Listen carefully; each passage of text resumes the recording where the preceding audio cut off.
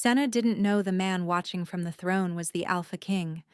She didn't know he'd ordered every unwed woman in the kingdom brought before the cursed crown, growing more desperate with each failure. And she definitely didn't know that when her fingers touched the cold metal, it would awaken something ancient inside her, something that had been sleeping for 300 years. All she knew was that her feet hurt, her stomach was empty, and if one more guard shoved her forward, she was going to bite him. The great hall of Valdrin Keep was nothing like the stories. Senna had imagined gold and glory, banners rippling in perfumed air. Instead, she found chaos. Women packed the chamber shoulder to shoulder, merchants' daughters in their finest silks, farmers' girls in patched wool, noblewomen who looked furious at being made to stand beside commoners. The air smelled of sweat, fear, and something else. Something sharp and metallic that made Senna's teeth ache. Magic. Old magic. The kind her grandmother had warned her about before she died. "Move forward," the guard behind her barked.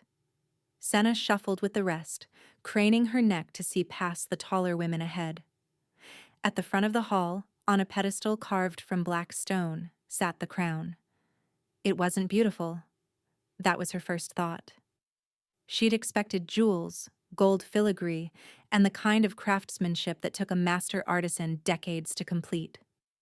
Instead, the crown was brutal, forged from dark iron, twisted into shapes that hurt to look at directly. Thorns circled the band, and at its center, a single blood-red stone pulsed with dim light, like a heartbeat, like it was alive. "Next," a voice called. A young woman in yellow silk approached the pedestal. She was trembling, her hands clasped in front of her like she was praying. The crowd held its breath as she reached out. The moment her fingers brushed the iron, she screamed. Not pain. Terror. Pure animal terror that ripped from her throat as she stumbled backward, collapsing into the arms of waiting servants. They carried her away, still whimpering, and Senna's blood ran cold. Next. Another woman. Another scream. This one didn't even touch it. She got within a hand's width before her eyes rolled back and she crumpled. Next. And so it went. Woman after woman approached the cursed crown, and woman after woman fell. Some screamed, some simply collapsed. One laughed hysterically until the guards dragged her out. The pile of unconscious bodies near the side door grew larger. 312 women. That's how many Senna counted before the crowd finally thinned enough for her to see the throne. He sat motionless, carved from shadow and silence. Dark hair fell across a face that might have been handsome if it weren't so cold, so utterly devoid of expression. His eyes, even from this distance she could see they were pale, ice blue, the color of frozen lakes in deep winter. Those eyes swept over the remaining women with something that looked like despair. Next. The woman beside Senna whimpered and ran. Suddenly, there was no one between her and the pedestal. The crown pulsed, that slow heartbeat rhythm, and Senna felt something strange. A pull, like a hook behind her navel, tugging her forward. "Approach," the guard commanded. "I'd rather not." Silence. The kind of silence that falls when someone says something deeply stupid in front of very powerful people. "You refuse?" The voice came from the throne. Low, rough-edged, carrying an authority that pressed against her skin like a physical weight. Senna lifted her chin. "I'm a healer's apprentice from Thornwick. I set bones and mix poultices. Whatever this crown does, I promise you, I'm not what you're looking for." The Alpha King leaned forward, and suddenly those pale eyes were fixed entirely on her. The weight of his attention was suffocating. "Then you have nothing to fear. Touch it, confirm what we both apparently believe, and you're free to return to your bone setting." Something in his voice made her pause. Beneath the command, beneath the cold authority, she heard it. Exhaustion. The kind that went bone deep. This man had watched 300 women fall today. How many yesterday? How many the day before? And if I'm not what you're looking for? She asked quietly. Will I wake up screaming like the others?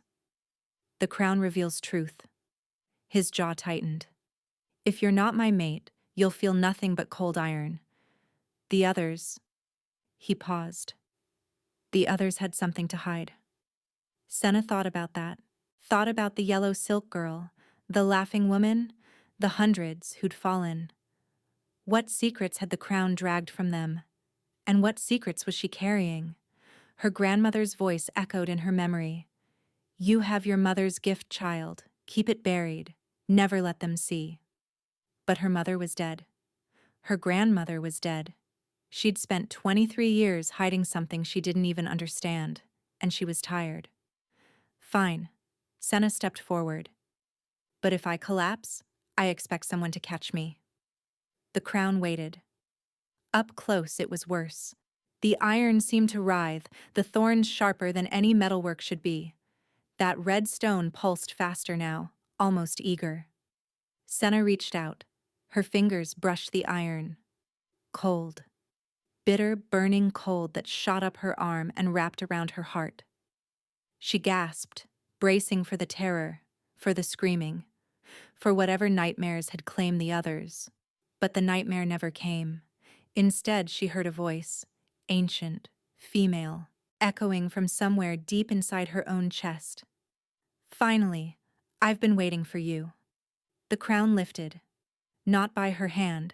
She hadn't gripped it, hadn't tried to move it. But the twisted iron rose from the pedestal, hovering before her like it was bowing. The great hall erupted into chaos.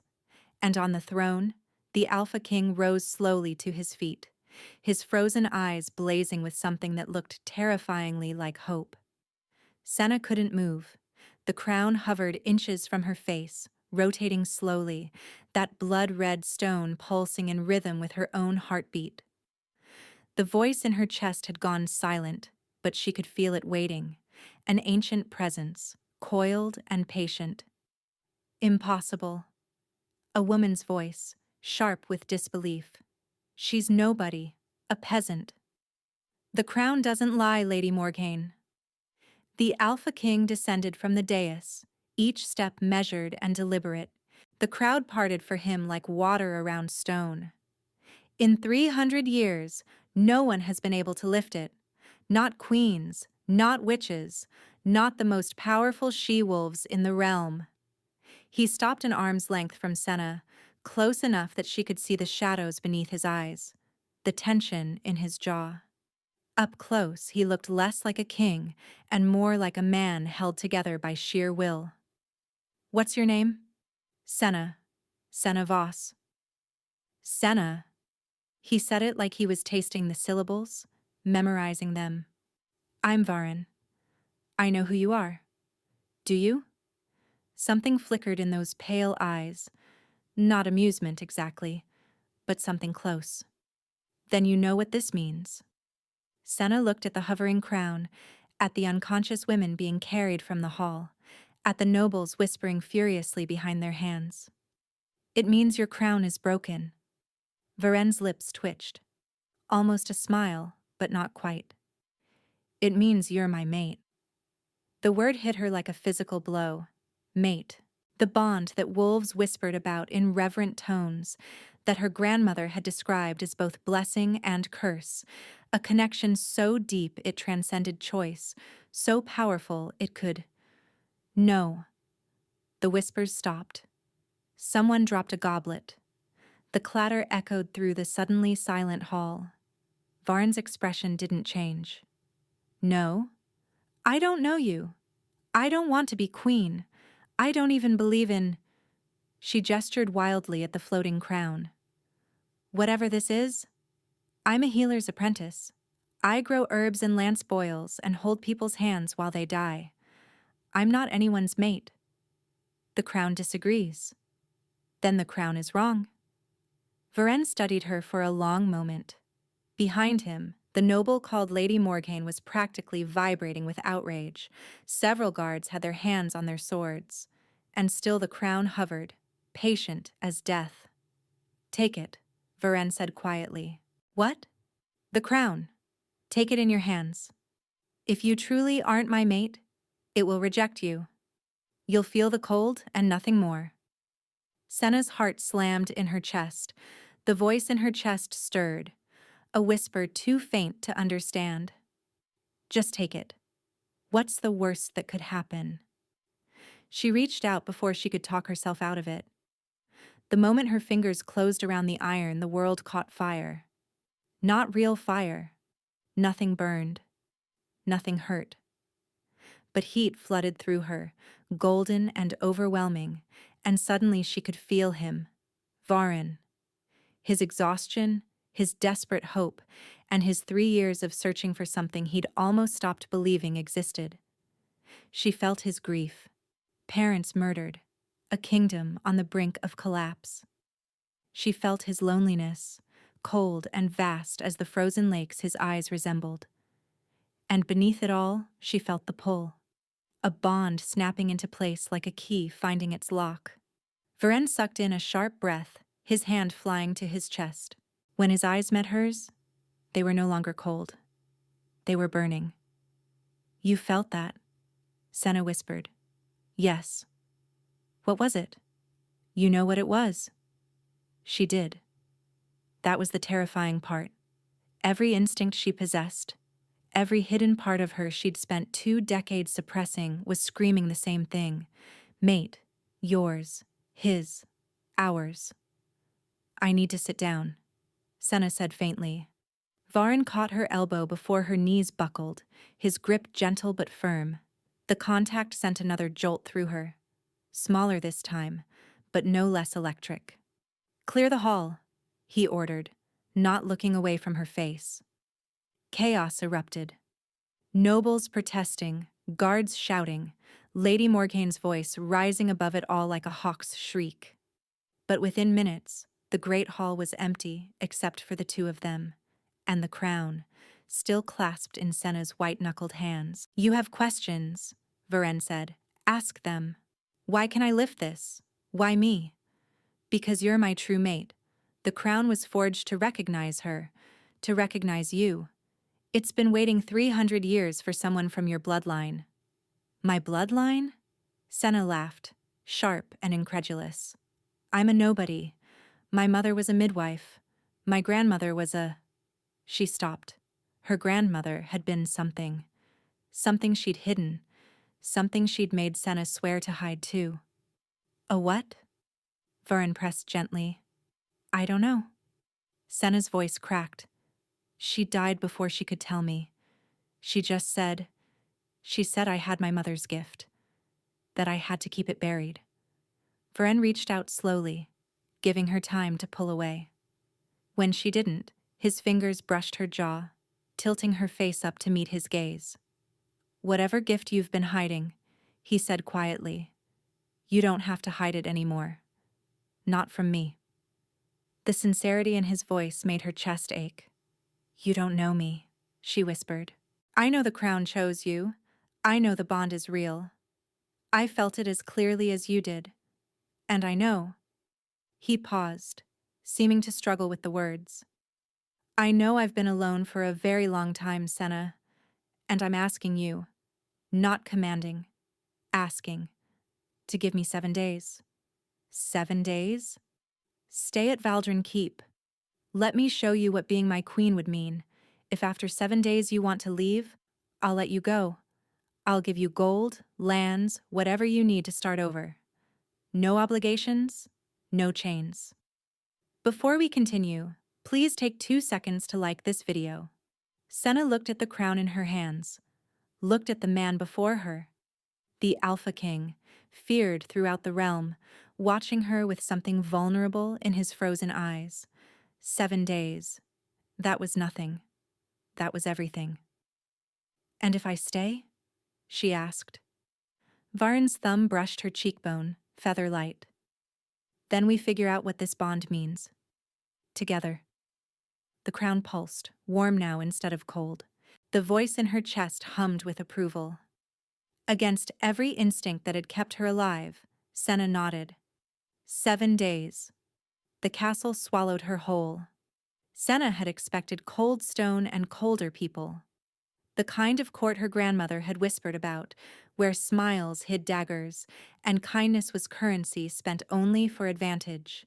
Instead, she found warmth. Valdrin Keep sprawled across a mountain's shoulder like a sleeping beast, all dark towers and ancient walls.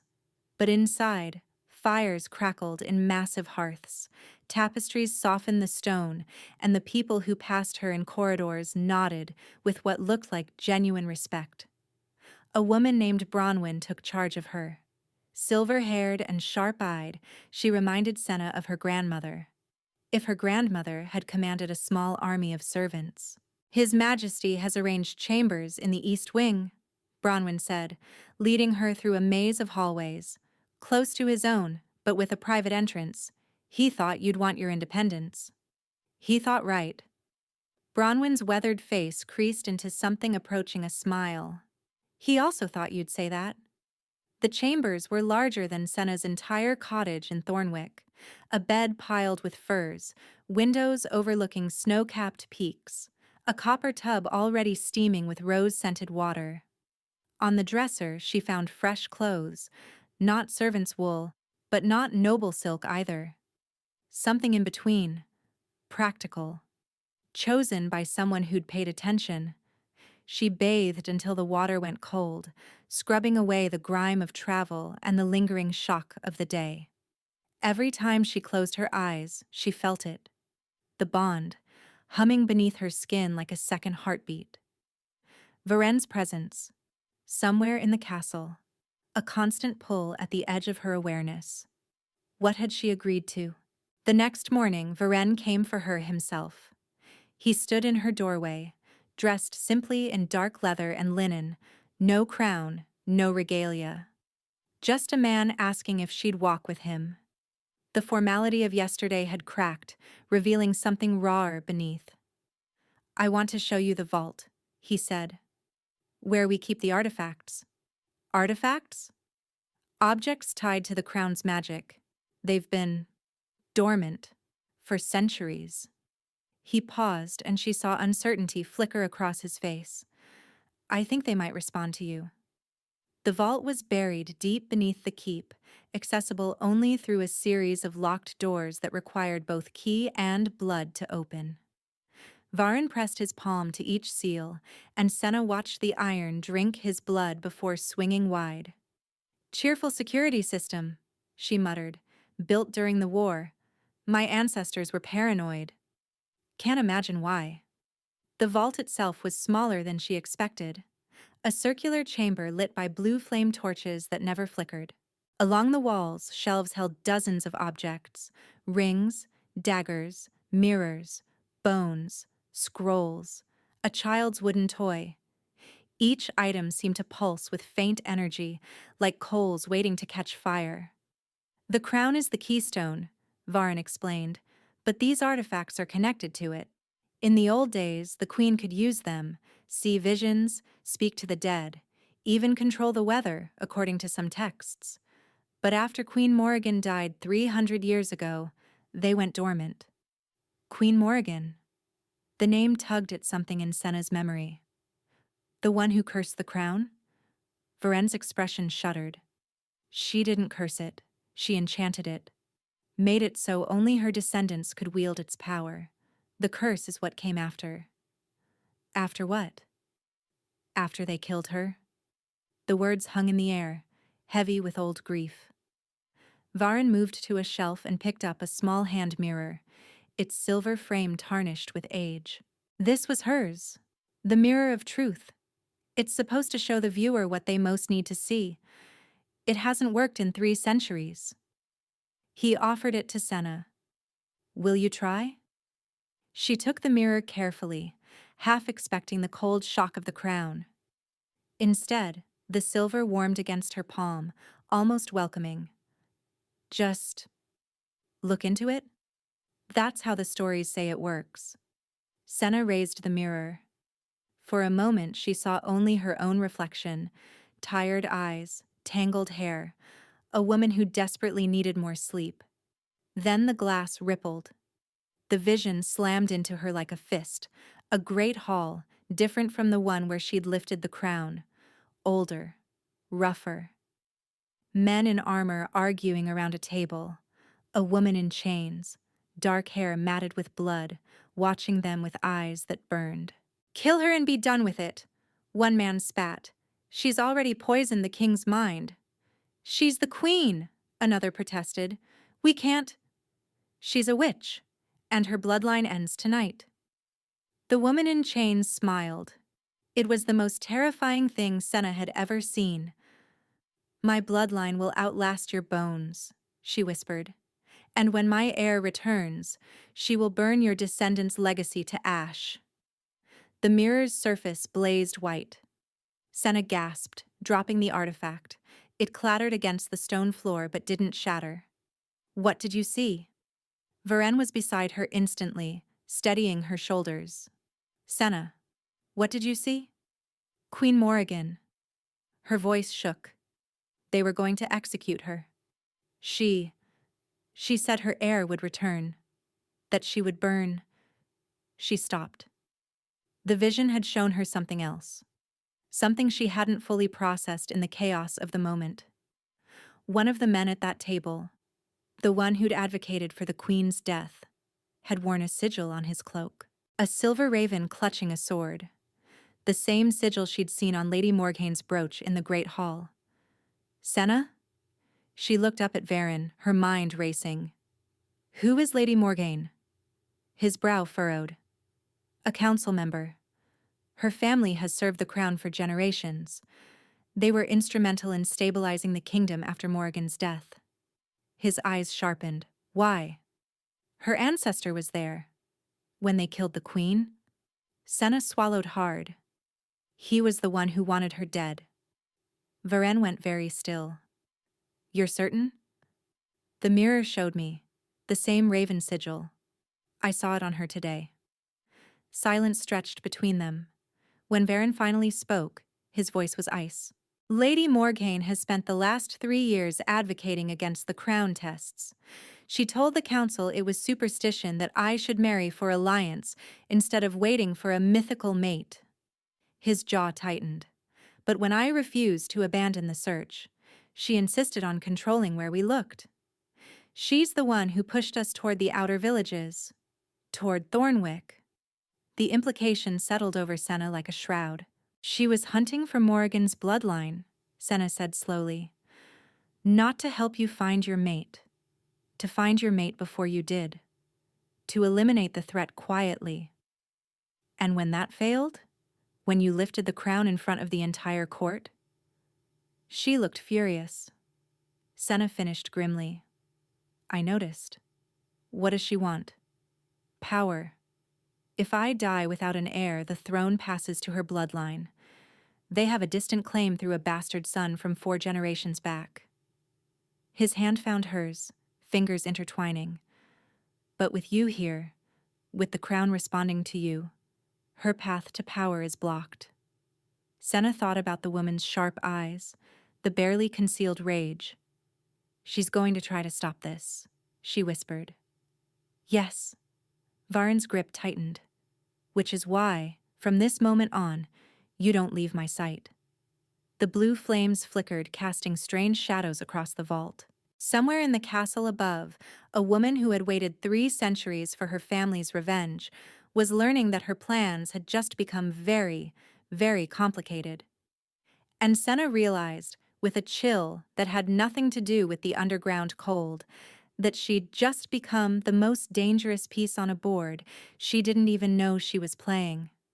The days blurred together in a rhythm Senna hadn't expected to find comfortable. Mornings, she worked with the artifacts. Each one responded to her touch differently. Some showed visions like the mirror, others whispered secrets, and one particularly unsettling bone fragment made her taste blood for an hour afterward. Varen was always there, catching her when the visions hit too hard, bringing her water and honey cakes when the magic left her drained. Afternoons, she explored the keep, The library with its towering shelves and dust mote light. The kitchens where the head cook slipped her warm bread and gossip in equal measure.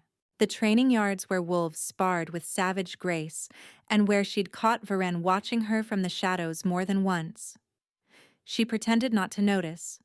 She noticed everything. On the fourth night, she found him in the tower observatory.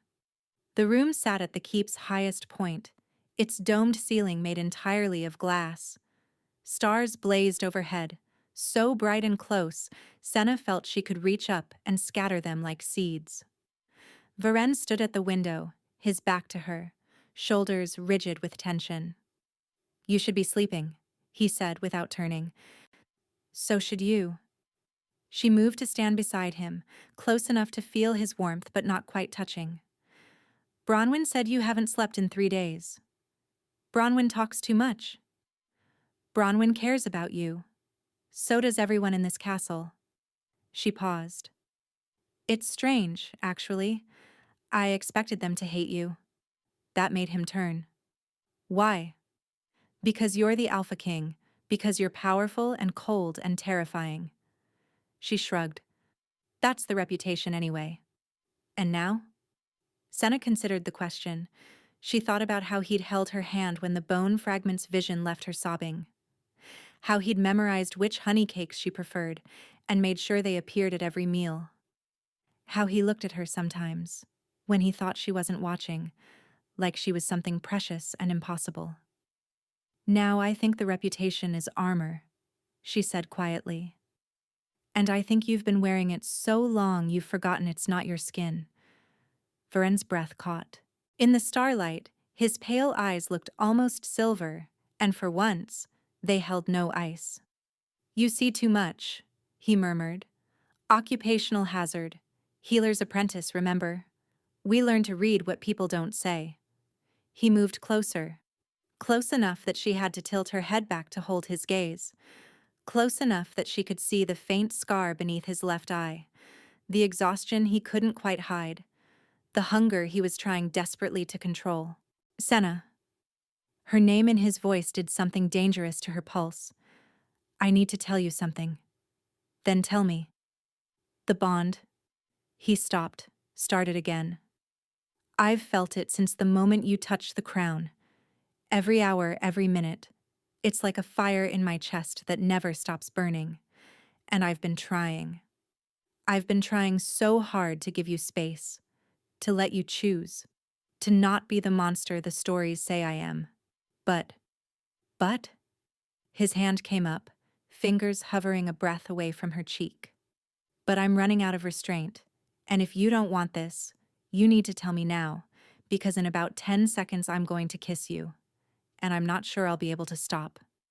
Senna's pulse thundered in her ears. The bond roared inside her, a wildfire demanding fuel. "What if I don't want you to stop?" Varen's control shattered. He kissed her like a man drowning, his mouth hungry and desperate and achingly tender all at once. His hands cradled her face like she was something sacred, and Senna melted into him, her fingers fisting in his shirt, pulling him closer, closer, never close enough. The bond sang between them, golden and fierce, weaving them together in ways she couldn't begin to understand. She felt his heartbeat sync with hers, felt his emotions bleeding into her own, want, wonder, and beneath it all, a fear so profound it made her chest ache. He was terrified of losing her. She pulled back, breathing hard. Varen's forehead pressed against hers, his eyes still closed. "Senna, I need time." The words hurt to say, but she forced them out. "This is too much, too fast. The bond, the crown, the visions. I don't know what's real anymore. I don't know if what I feel is me or magic." Varen opened his eyes. The vulnerability there nearly undid her. "What do you need?" "I need to know this is my choice. Not destiny, not enchantment, not 300-year-old magic deciding my life for me." She touched his face, tracing that faint scar. "After this is over, after we deal with Morgaine and whatever she's planning, ask me again." "And you'll say yes?" I'll say what I actually feel, without the chaos, without the fear. She managed a shaky smile. That's all I can promise. Varen turned his head, pressing a kiss to her palm. The gesture was so gentle, so reverent, that tears pricked her eyes. Then I'll wait, he said roughly. However long you need. He walked her back to her chambers, their fingers intertwined the whole way. At her door, he kissed her forehead, soft, sweet, restrained, and left without another word. Senna leaned against the closed door, her heart racing, her lips still tingling. 3 more days. 3 more days, and then she'd have to decide. She prayed they both survived long enough for her to make that choice. The 5th morning started with screaming.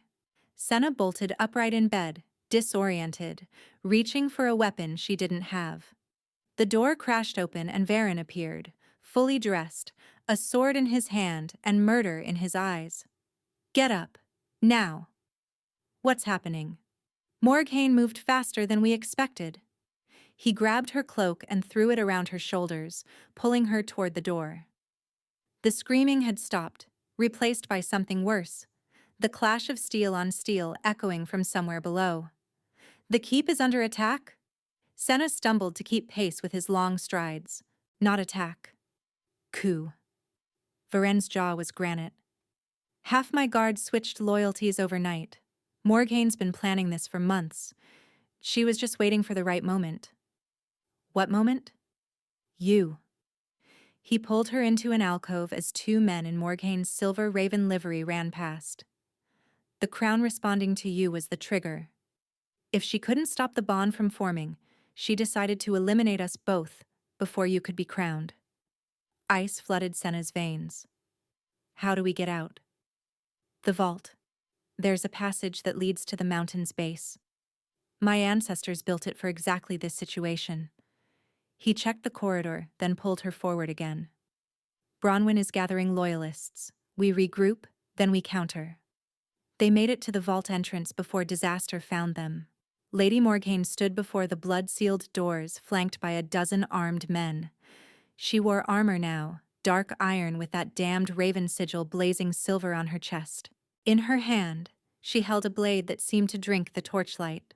Leaving so soon, Your Majesty? Her smile was poison. And here I thought we could settle this like civilized wolves. Varen stepped in front of Senna, his sword raised. Your family murdered Queen Morrigan. You've been plotting this revenge for 3 centuries. Revenge? Morghane laughed. This isn't revenge, boy. This is correction. Morrigan was a witch who corrupted the bloodline. My ancestors did what was necessary to save the kingdom. And now? Her eyes fixed on Senna with naked hatred. Now her spawn has crawled out of whatever hole she's been hiding in, and the corruption begins again. I'm not her spawn, Senna said, her voice steadier than she felt. I'm a healer's apprentice from... You're her great-great-great-granddaughter. Morghane's voice cracked like a whip. Did you think we wouldn't trace the bloodline? Morrigan had a daughter, hidden away, protected by loyalists who scattered to the far corners of the realm. Your grandmother was the last keeper of that secret. And now you stand here, touching artifacts that haven't responded to anyone in 300 years, bonding with the king, ready to put a witch back on the throne. Senna's world tilted, her grandmother's warnings, her mother's gift, the voice in her chest when she'd touched the crown. Finally. I've been waiting for you. It doesn't matter, Varen said coldly. She's my mate. She's my queen. And you're a traitor who's about to die. Bold words for a man outnumbered 12-1. Then let's improve the odds. Steel sang as Varen moved, faster than Senna could track, faster than should be possible. 2 of Morghane's men fell before the others even drew their weapons, but 12 was still too many. Even for an alpha king. Senna watched in horror as they swarmed him, as blood bloomed on his arm, his side, as he fought like a demon, but the numbers kept pressing. Morghane hung back, watching with satisfaction, waiting for the inevitable. No, The voice in Senna's chest roared to life. You have power. Use it. I don't know how, she whispered. You do. You've always known. Stop hiding. Senna thought about her grandmother, dying in a small cottage, making her promise to bury her gift. She thought about her mother, who she barely remembered, who had died when Senna was 3 and left nothing behind but stories. She thought about Varen, bleeding, fighting, and refusing to fall even as the odds crushed him. And she stopped hiding. Power erupted from her like a shockwave. Silver-white light blazed from her skin, from her eyes, from her outstretched hands. Morghane's men flew backward, slamming into walls with bone-cracking force. The torches exploded. The blood seals on the vault doors flared crimson. When the light faded, only Morghane remained standing. And barely. If you're enjoying this story, please subscribe. It's free, and it helps more people discover these tales. Witch, she spat, blood dripping from her nose. Just like her. Yes. Senna's voice echoed strangely, layered with something ancient. Just like her. She didn't remember crossing the distance, didn't remember raising her hand. But suddenly her palm pressed flat against Morghane's forehead, and visions poured through her. Not visions of the past, but of the future. Morghane on the throne, the kingdom burning, wolves slaughtered by the thousands, and at the end, a darkness so complete it swallowed the stars. I see what you would have done, Senna whispered. I see the world you would have built. Get out of my head, Morghane screamed. No. Senna pushed deeper, past the plans and the hatred, to the core of the woman's mind. She found the threads of treachery, the bribed guards, the poisoned loyalties, the escape routes and backup plans. And she pulled. Morghane collapsed, unconscious, her mind stripped bare. Senna swayed, the power draining from her as quickly as it had come. Strong arms caught her before she hit the ground. I've got you. Varen's voice, rough with pain and wonder. I've got you. Your guards, she managed. The ones she turned. Will be dealt with. Bronwyn's already moving. He pressed his forehead to hers and she felt his fear, his relief, and his awe bleeding through the bond. You saved us. I don't know what I did. You were magnificent. She wanted to argue, to explain that she had no idea how to control whatever had just happened. But exhaustion crashed over her like a wave, and the last thing she heard before darkness claimed her was Varen calling her name. Senna woke to sunlight and silence. She was in her chambers. She recognized the firs, the mountain view, the faint scent of rose oil that clung to everything.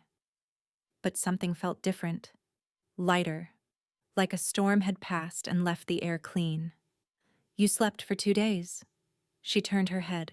Varen sat in a chair beside her bed looking like he hadn't moved in all that time. Dark circles shadowed his eyes, and his arm was bandaged, but he was alive, whole. 2 days? Her voice came out as a croak. He handed her water, waiting while she drank. The power you unleashed took everything you had. The healer said you nearly burned yourself out. His jaw tightened. If you'd pushed any harder, you might have died. But I didn't. No. He took her hand, his thumb tracing circles on her palm. You didn't. What happened after I collapsed? Bronwyn secured the keep. The guards Morghane turned have been arrested. Most of them were being blackmailed. Family members held hostage at her estate in the eastern mountains. He paused. We sent a force to retrieve them. They're safe now. And Morghane? Alive. Imprisoned. A cold smile touched his lips. Whatever you did to her mind, she hasn't stopped screaming. The healers say she's trapped in her own visions, seeing that future you pulled from her over and over again. Senna shuddered. She hadn't meant to do that, hadn't known she could. But some part of her, the part that whispered with Morrigan's voice, felt no remorse. There's something else, Varen said carefully. Something you need to see. He helped her stand, wrapping a robe around her shoulders when she shivered. Together, they walked through corridors that buzzed with activity. Servants repairing damage, guards in new livery that bore Varen's wolf sigil instead of the silver raven. Everyone they passed bowed, not to Varen, to her. "What did you tell them?" Senna whispered. "The truth. That you're Morrigan's heir. That you saved the kingdom. That the crown has chosen its queen." "I haven't agreed to be queen." "I know." He squeezed her hand. "But they needed hope, and you gave them that." They descended to the vault. The blood seals opened at Varen's touch. But when they stepped inside, Senna gasped. The artifacts were glowing. Every single one of them. The mirrors, the daggers, the rings, the bones, blazed with soft silver light. They pulsed in unison, a heartbeat that matched her own. And in the center of the room, hovering above its pedestal, waited the crown. "It's been doing this since you collapsed," Varen said quietly. "The court scholars are losing their minds. They say the artifacts haven't been this active since Morrigan herself wore the crown." Senna approached slowly. The crown's red stone pulsed faster as she drew near, eager, welcoming. "Put me on," the voice in her chest whispered. "Claim what's yours." "If I wear it," she said, "what happens?"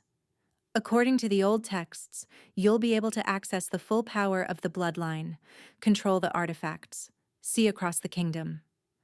Varen stood beside her, near enough that she could feel his warmth, but maintaining that careful distance. "You'll be queen in truth, not just name." "And if I don't?" "Then the artifacts go dormant again.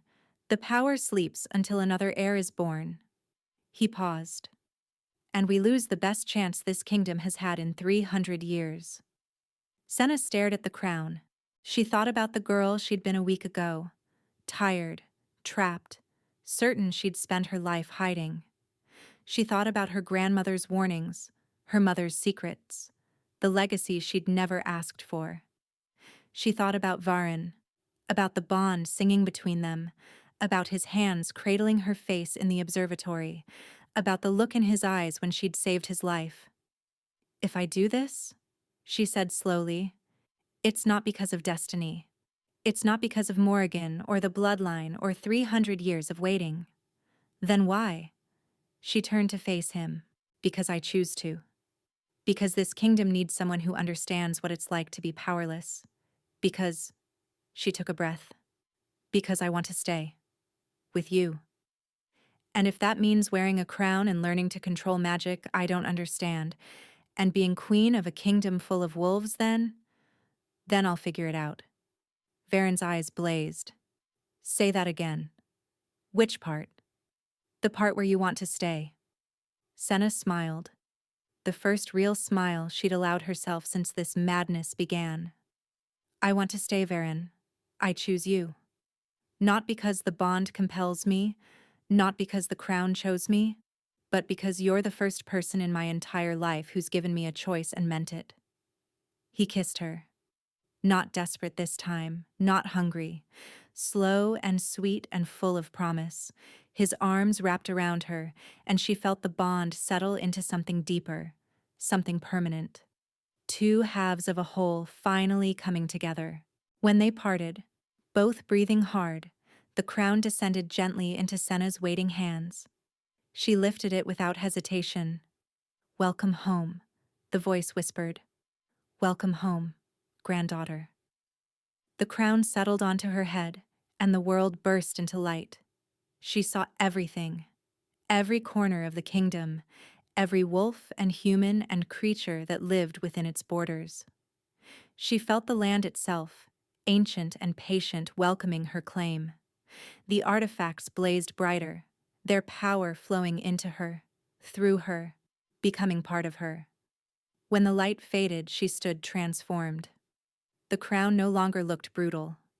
On her head, the iron thorns had softened into delicate spirals, the red stone blazing like a captured star. She wore power like a second skin, and for the first time in her life, She wasn't afraid of it. Varen dropped to one knee. "My queen," he said, and his voice held no irony, no reservation, only truth. Senna touched his face, tilting it up to meet her eyes. "Get up," she said softly. "Kings don't kneel to their mates." "This one does."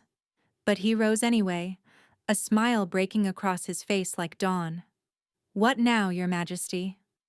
Senna looked around the glowing vault, felt the bond humming between them, and heard the distant sounds of a kingdom beginning to heal. "Now," she said, "we finish what Morghaine started. We find everyone she corrupted, everyone she threatened, and everyone she hurt. We make this kingdom safe." She took his hand. "And then we get married." Varen laughed, a real laugh, full and warm, the first she'd ever heard from him. "As my queen commands." 3 months later, Lady Morghaine stood trial. The great hall, the same hall where Senna had first lifted the crown, was packed to the walls. Nobles, commoners, wolves from every corner of the kingdom had come to witness justice. Morghaine looked nothing like the woman who'd led a coup. Her silver hair hung lank around a face gone hollow, her eyes vacant and haunted. Whatever Senna had done to her mind, she'd never fully recovered. She answered questions in fragments, confessing to crimes she seemed to barely remember committing. The evidence was overwhelming regardless. Bronwyn had recovered documents from Morghaine's estate. 3 centuries of plotting, generation after generation working toward this moment. Bribed officials, murdered loyalists, and a web of corruption so vast it had taken weeks to untangle. The council's verdict was unanimous: guilty of treason, conspiracy, attempted regicide, and crimes against the crown. Morghaine hanged at dawn. Senna didn't attend the execution. She'd seen enough of Morghaine's darkness in those visions. She didn't need to watch it end. Instead, she spent that morning in the castle gardens, tending herbs she'd planted during her first week as queen. Some things, she'd decided, shouldn't change.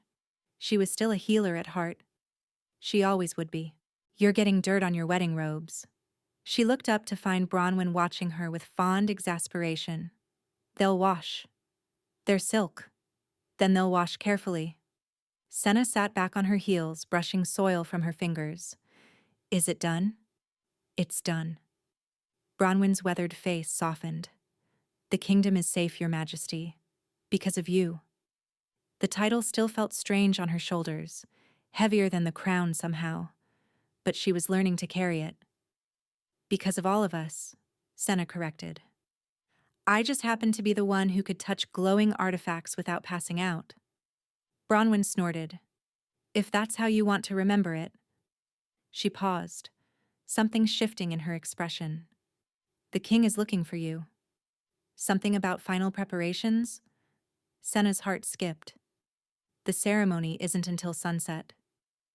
"I'm aware. But you know how he gets." She did know. In 3 months, she'd learned everything about Varen, his nightmares about the coup, his tendency to forget meals when he was working, and the way his whole face transformed when he laughed. She knew the sound of his heartbeat, the warmth of his presence through the bond, the particular way he said her name when he thought she wasn't listening. She knew she loved him, had known for weeks, maybe longer. She just hadn't said it yet. The ceremony chamber glowed with 1,000 candles. They'd chosen the observatory, their place where he'd first kissed her, where everything had truly begun. The glass dome revealed a sunset sky streaked with gold and crimson, and the first stars were already emerging, pale diamonds against the dying light. Varen waited at the center of the room, dressed in formal black that made his eyes seem almost silver. When Senna entered, wearing a gown of deep blue silk, silver spirals embroidered along the hem to echo the crown's transformed design, he stopped breathing. "You look." He shook his head. "There aren't words." "Then don't use them." She crossed to him, taking both his hands in hers. The bond hummed between them, steady and sure, but beneath it she felt his nervousness. 3 months of waiting. 3 months of giving her space to choose. To be certain. Before we do this, Senna said quietly, I need to say something. Anything. That first night in the Great Hall, when I touched the crown and it lifted, I was terrified. I thought destiny had trapped me, that I'd lost control of my own life forever. She squeezed his hands. And then, you gave me 7 days. You gave me choice when you could have demanded anything. Senna, let me finish. She took a breath. I spent my whole life hiding my gift, hiding my bloodline, hiding anything that might make me dangerous or different or seen. And you saw me anyway. Not the power, not the crown, not Morrigan's legacy. Me, the healer's apprentice who grew herbs and set bones and talked back to the Alpha King. Varen's eyes glistened. You were magnificent even then. I was terrified even then. She laughed softly. But you made me feel safe. You made me feel chosen, not because of magic or destiny, but because you wanted me. Just me. I did. I do. His voice roughened. Senna, I've loved you since the moment you told me you'd rather not touch the crown. No one had ever refused me anything. And there you were, this exhausted, stubborn, impossibly brave woman, telling the Alpha King she'd rather not. In my defense, I didn't know you were the Alpha King. You wouldn't have cared if you did. Probably not. He laughed, pulling her closer. I love you, Senna. Not because the bond compels me, though it does. Not because you saved my kingdom, though you did. But because you're you. Stubborn and kind and powerful and real. You're the first person who's ever made me feel like I could be more than the crown I wear. I love you too. The words came easily now, natural as breathing. I think I have for weeks. I was just too scared to say it. And now? Now I'm ready. She rose on her toes, pressing her forehead to his. Make me your queen, Varen. Not for the kingdom. For us. The ceremony was simple. Words spoken beneath starlight. Blood mingled over ancient stone, the bond between them blazing bright as they promised themselves to each other. When Varen slid the ring onto her finger, iron and silver twisted together, a match to the transformed crown, Senna felt something settle into place. Not a chain, not a trap, a home. I present to you, Bronwyn's voice rang through the observatory, King Varen and Queen Senna of Valdrin. Bonded in blood, united in purpose, matched by destiny and choice alike. Cheers erupted from the crowd below. They'd open the castle gates, let the entire kingdom witness. Senna looked out at the sea of faces, at the people who'd accepted her despite her strange power, her common blood, her refusal to be anything other than herself. Varen pulled her close, his lips brushing her ear. Any regrets?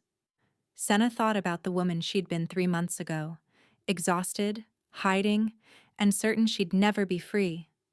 That woman would never have believed this was possible. But this woman, Queen Senna, mate to the Alpha King, heir to Morrigan's power and her own choices alike, this woman knew better. Not a single one.